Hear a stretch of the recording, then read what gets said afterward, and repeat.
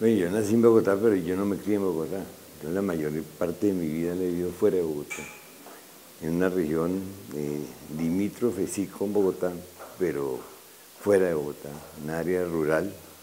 Yo nací en una zona eh, de fincas pequeñas y de fincas grandes, y ahí he vivido la mayor parte de mi vida, ahí vivo todavía.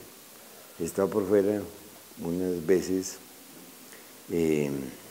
por mi propia voluntad y otra contra mi voluntad, pero la mayor parte de mi vida la he vivido en zonas rurales, y por eso yo creo que es mi interés por las regiones. A mí Bogotá nunca me ha interesado, ni me interesan mucho tampoco los problemas urbanos. A mí me interesan los problemas rurales donde yo nací, donde los conozco, donde yo los siento. Hay algo importante frente a lo que usted menciona, los problemas de la gente, los problemas de la comunidad. Normalmente, por ejemplo, cuando estamos en regiones como Caña, que son provincias, que son regiones muy apartadas del centro, de la capital, nosotros notamos que, por ejemplo, la dirigencia política y muchas personas ven los problemas de la región desde el escritorio. ¿Qué decir frente a eso? ¿Hay que acercarse a las regiones? ¿Pero usted sí cree que desde el escritorio vean los problemas? Yo creo que no los ven, justamente el problema, que no los ven. En el escritorio no se ve más que los folders, el papel, no sé, el computador. Pero si uno sale a las regiones, si uno no vive con la gente, no la conoce, no la siente, no la suda, si usted quiere, pues no, simplemente la conoce de una manera completamente superficial, libresca, digámoslo así, como se decía antes. Pero si la gente no sale, el computador está jodida, la gente no ve nada. Usted menciona algo muy importante y es que hay que salir a las regiones, pero contemos un poquito acerca de los inicios que tuvo Alfredo Molano. Estudió sociología en la Universidad Nacional y tuvo unos grandes, podríamos decirlo, exponentes en ese entonces, como lo fue Estanislao Zuleta, Orlando Falsborda. ¿Cómo ha sido esa tradición, cómo ha sido esa enseñanza y eso cómo ha perfilado su ejercicio profesional en su columna de opinión y como crítico de la realidad nacional? Bueno, yo estudié en la Nacional, en un momento en que el país estaba muy convulsionado a nivel estudiantil, una época de grandes manifestaciones, de grandes pedreas, de grandes batallas contra la fuerza pública, un momento en que se estaba iniciando el Frente Nacional realmente. No había oposición, no había posibilidades de oposición, y todo el problema de la violencia estaba a la vuelta de la casa. Yo tuve realmente grandes profesores, naturalmente descollan Camilo Torres, Orlando Fals, Eduardo Mañaluna, por decirlo menos, y luego Estanislao Zuleta, en otro plano, pero también fue un gran maestro mío.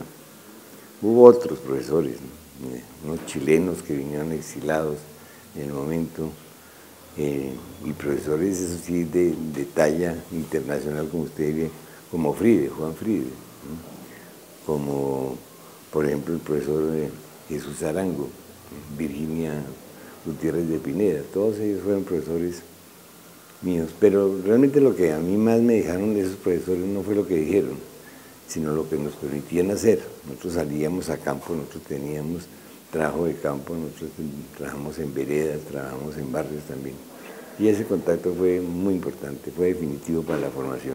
Hay dos puntos muy importantes que usted toca y uno es el de la formación académica desde la sociología en la Universidad Nacional en una época, como usted lo menciona, muy convulsionada para el país, pero también lo que mencionaba al principio, esa vivencia, esa crianza, podríamos decirlo de alguna manera, no en Bogotá, sino en una parte un poco más rural. ¿Cómo se empalman esos dos enfoques, tanto desde la sociología como la vivencia personal rural, para que usted hoy en día sea un crítico de la realidad que muchas regiones del país, especialmente las más apartadas, viven al estar tan abandonadas del Estado colombiano? Es que bueno, yo nací en una región no semirural, ¿no? Allá se araba la tierra con bueyes, ¿no? Hasta no hace mucho, hasta hace unos 20 años, era así todavía. O sea, era rural, era campesina. Y realmente ese mundo campesino y rural ha sido desconocido, borrado, ignorado por el país. Todo sucede en lo urbano y en los grandes centros urbanos, como usted sugiere. Y a mí, por lo tanto, diría yo que ese país no necesita ser conocido. El país se divulga solo, pero lo otro, ese mundo escondido, borrado, ignorado, estigmatizado, como es el mundo del campesino, pues me llamó naturalmente la atención, me jaló, me fue seduciendo, si usted quiere, por el mismo origen mío. Por lo tanto, que a mí no me costó trabajo y no me ha costado trabajo entender al campesino. Bueno, ahí están las palabras del profesor Alfredo Molano Bravo hablando de esa fuerte ligazón, podríamos decir, que tiene con el sector rural, con el sector que muchas veces ha sido olvidado. Los invito en estos momentos a una primera pausa de mensajes institucionales y ya volvemos con más información en este especial realizado por la Unidad de Televisión.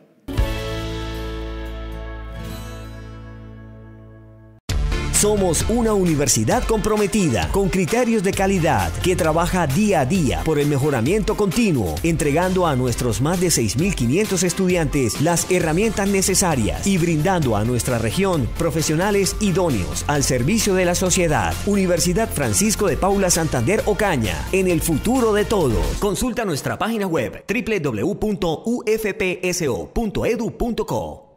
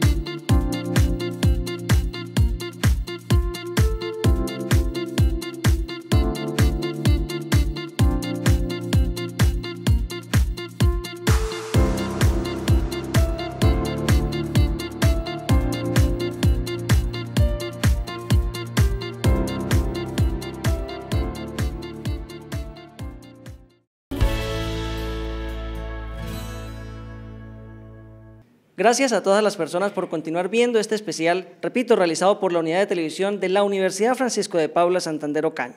Continuamos hablando con el profesor Alfredo Molano Bravo y en el primer segmento hablábamos de esa fuerte relación que él tiene con el campo colombiano, con la zona más apartada del país, y por eso quiero adentrarnos un poco más al tema de una región que ha sido fuertemente abandonada por el Estado colombiano, por la institucionalidad del Estado colombiano, que es la región del Catatumbo.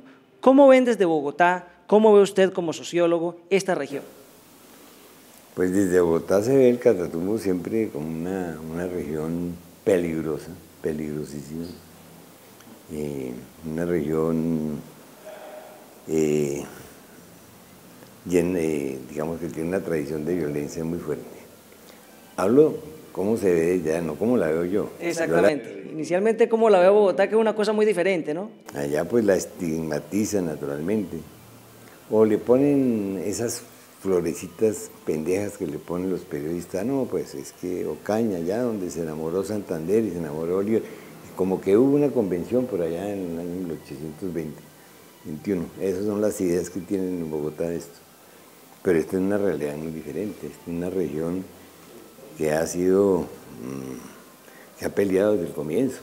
Es decir, los indígenas pelearon, los liquidaron o los esquinearon, pero pelearon hasta donde pudieron. Los campesinos pelearon contra las petroleras, los obreros han peleado contra las petroleras, los campesinos hoy pelean por sus derechos, ¿no? Y de todas maneras, aquí en esta zona de Ocaña, Cúcuta, Gramalote, todo, de todas maneras, recuerde usted que aquí se armaron los ejércitos, los últimos ejércitos de la guerra de los 1000 días, ¿no? De aquí salieron y aquí volvieron también, derrotados. Pero ha sido una región convulsionada por las peleas, por las contradicciones. Es una región básicamente rebelde y por eso la tienen tan estigmatizada y tan olvidada. Es una región de resistencias, como usted mismo lo mencionaba. Aquí tenemos, por ejemplo, culturas indígenas como la Motilón Barí, que ha sido fuerte atacada para quitarle su territorio.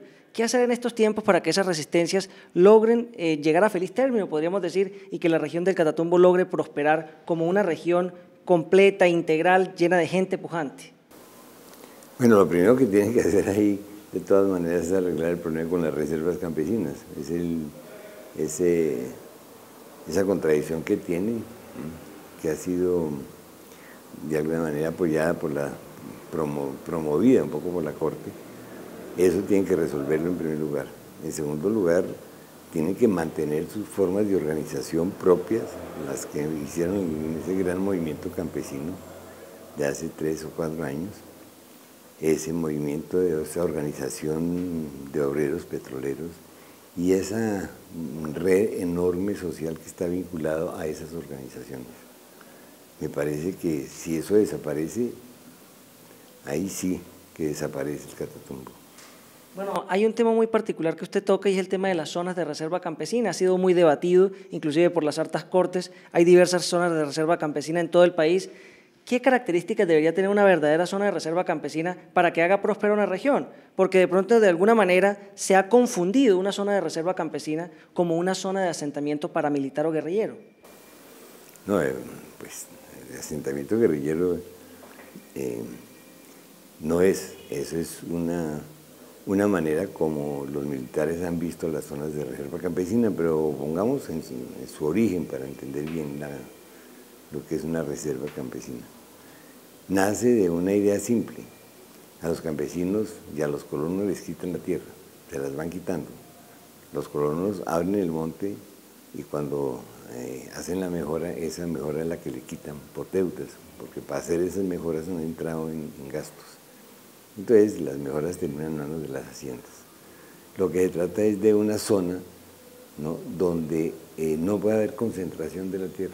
No es más, ese es el único secreto, donde en una zona determinada, alinderada, ¿no es cierto?, tantas veredas, ahí no puede haber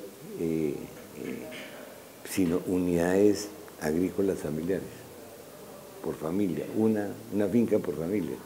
No se pueden agregar fincas, no se pueden comprar fincas para hacer latifundios. Eso es lo que es, en esencia, la zona de reserva campesina, y eso es lo que no les gusta. Evitar de pronto ese territorialismo, colonización, ¿no? La concentración de la tierra, evitar la concentración de la tierra, no en el país, en unas zonas determinadas. Para evitar de pronto los grandes terratenientes, como en muchas ocasiones se han visto. Para evitar que les quiten la tierra.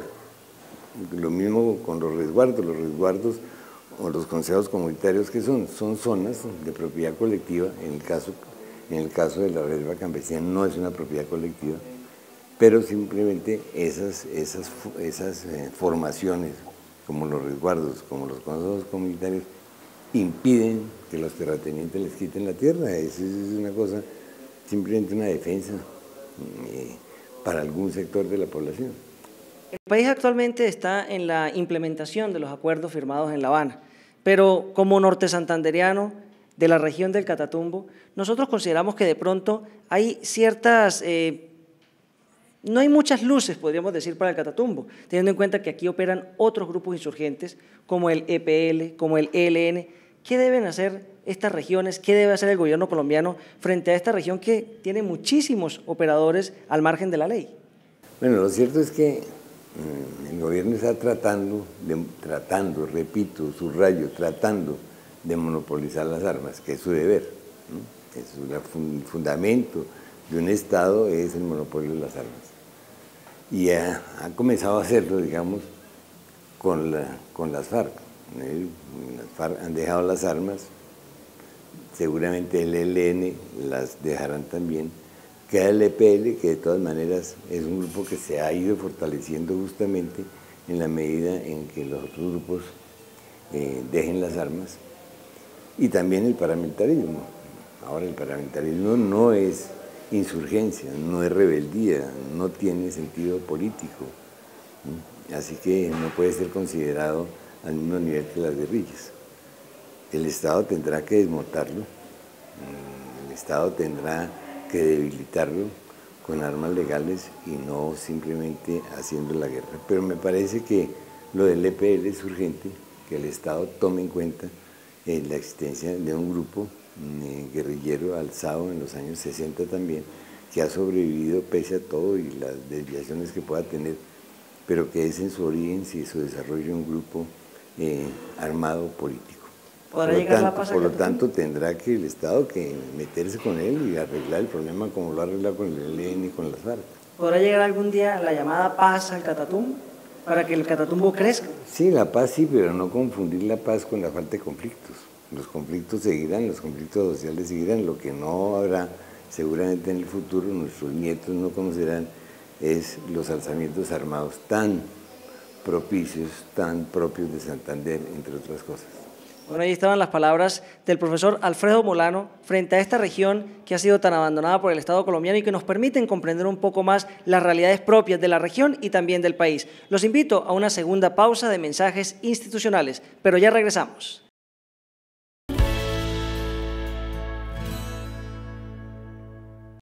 Somos una universidad comprometida con criterios de calidad que trabaja día a día por el mejoramiento continuo, entregando a nuestros más de 6.500 estudiantes las herramientas necesarias y brindando a nuestra región profesionales idóneos al servicio de la sociedad. Universidad Francisco de Paula Santander Ocaña, en el futuro de todos. Consulta nuestra página web www.ufpso.edu.co.